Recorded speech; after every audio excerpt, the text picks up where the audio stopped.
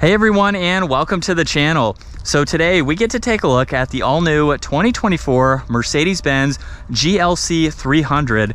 This model is finished off in nautical blue metallic and the MSRP is just over $61,000. We have a very luxury focused SUV that has that sports car like vibe, but we'll start underneath the hood where this is powered by the 2-liter 4-cylinder turbo. It is paired to a 9-speed automatic transmission, pumping out 255 horsepower, 295 pound-feet of torque. That power sent through the 4MATIC all-wheel drive system, propelling this 3,900-pound SUV from 0 to 60 in 5.5 seconds, and it has a top speed of 130 miles an hour. Now, as we work our way to the exterior styling, you will notice that the Mercedes-Benz logo is very large right in the middle. This is the front sensor. There's a camera too, and a really cool intricate pattern running throughout the entire grille. There's more cutouts in the lower section with parking sensors, cutouts on both end caps too. This does have LED headlights, DRLs, and turn signals. And then if you forgot it was a Mercedes, we have another badge at the top of the hood there with a line coming down both sides. Definitely very distinctive. You know that this is a Mercedes, even without that logo. It has that unique look to it. Now, what's also unique is these 19-inch AMG wheels. They kind of hide the brake caliper there with this outer lip here, but cool two-tone design for this. There's also the fender flares, both front and rear, with some crisp points. And then for the power folding side mirrors, there's the camera and the turn signal. This has a sunroof up top, and then all of the window trim is finished off in chrome, as well as some chrome accents for those door handles. Now, like I mentioned, this is the coupe, so it gives it more of that coupe-like design, like it's a sports car for an SUV. Seems to be pretty common for SUVs today, but you can get more of a normal style SUV from Mercedes if this isn't your taste. Now in back, this has the LED taillights. There is a backup camera. It's hidden on the inside of the Mercedes-Benz badge. So when you put this into reverse, it will pop up, or you can push on it to open up that lift gate. But coming back to the rear, there's all of the parking sensors, dual exhaust, more chrome accents, and this can even tow right around 3,500 pounds. Now with the liftgate already up, there's actually a good bit of space. The height is not quite as much as a traditional SUV. As you can tell, my camera bag is about the height for the rear of this. There is storage underneath the floor. We have the cargo net there, and you can even fold down all of the back seats. Just use these tabs on each side and you can quickly do that. And then up top, you can push on that button to close the liftgate, and of course you can lock it as well. Now, if you do lock the vehicle, there's the proximity door handles in the back to unlock it. And this has the two-tone leather interior with the black and the tan. There's storage down below. And then this is a look with the seats down at the amount of space that you get. And then you can lock these into place. The back seats do not recline, so this is what you get. Plenty of space at my height, 5'10". There's storage pockets, more storage, and climates in the middle. You do get an armrest in the middle, but what is interesting is that there's no cup holder.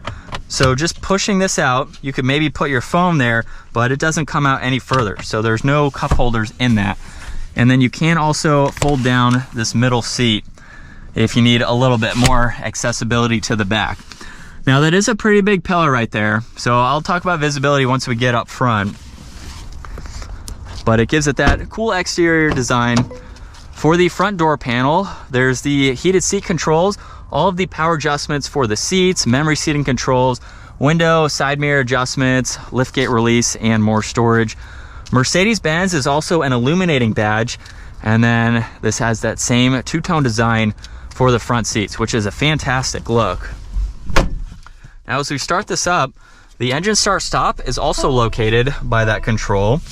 This has a solid and perforated leather steering wheel.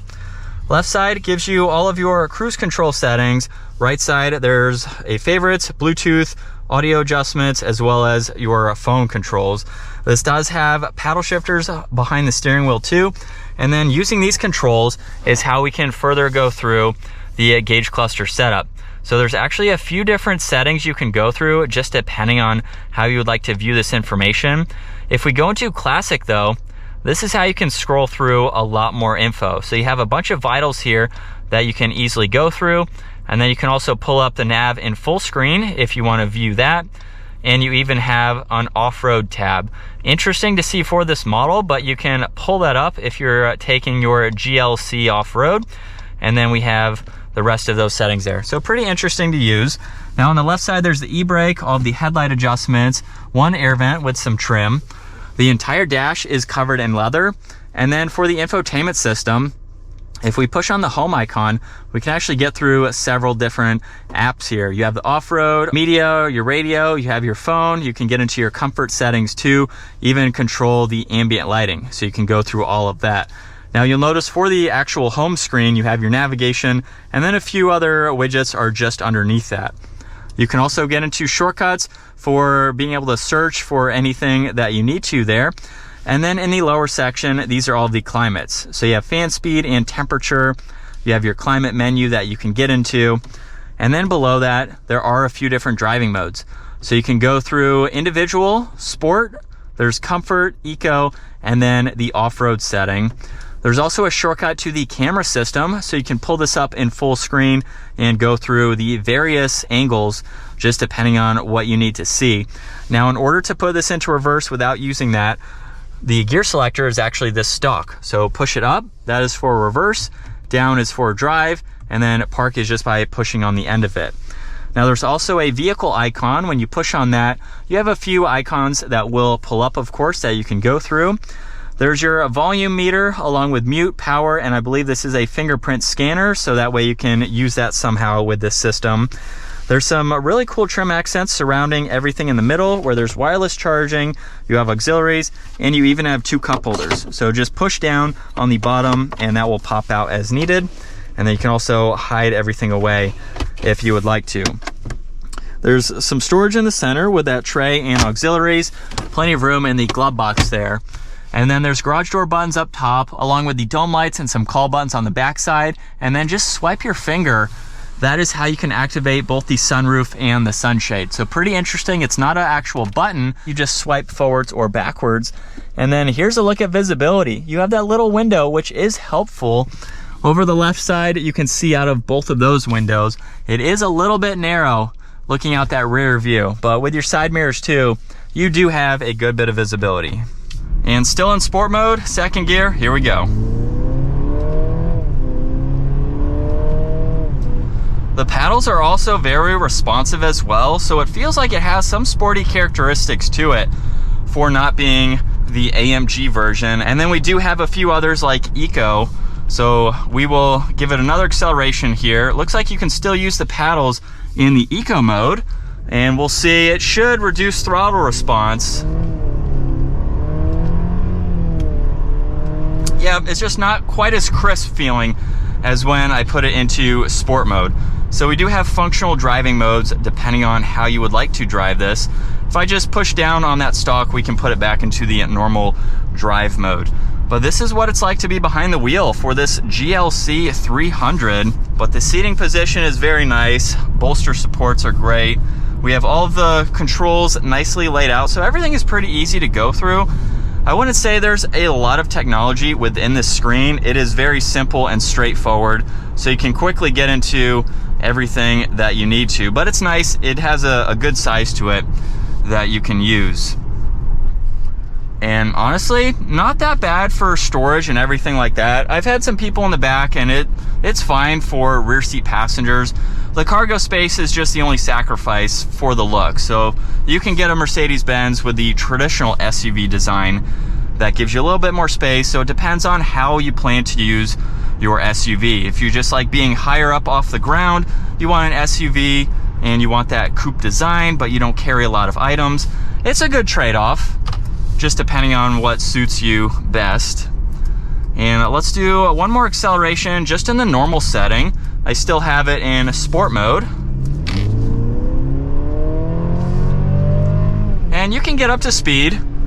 So as far as merging, just getting up to the speed limit, I feel like it has an adequate amount of power. And I did forget to mention in the beginning of this video that this also has a mild hybrid electric system. It's around a 48 volt system, and this is something that actually works in the background of this vehicle. It's not a plug-in hybrid. It's not really a hybrid. It just has that hybrid assistance to it. So in the classic digital gauge cluster, as I put my foot on the brake, you'll notice there's power and there's the charge meter. So the charge meter will show just obviously you're charging the system, and then power is obviously accelerating and using the power of this vehicle. Now, I haven't really seen too much of a benefit. This is something that's a little bit more for kind of slower speed situations. Maybe if you're cruising out on the highway, it'll kick in slightly. So it is something that is nice to see. It's just not something that you have to worry about. Because it's in the background, seeing the charge meter, it doesn't really affect anything as far as seeing the charge goes. But it's nice that we do have that system. A lot of Mercedes-Benz have that. So it's nothing new. And that's going to wrap it up for this 2024 Mercedes Benz GLC 300. If you enjoyed today's video, give it a huge thumbs up. Consider smashing that subscribe button so you don't miss out on our daily uploads. And I will see you all in the next video.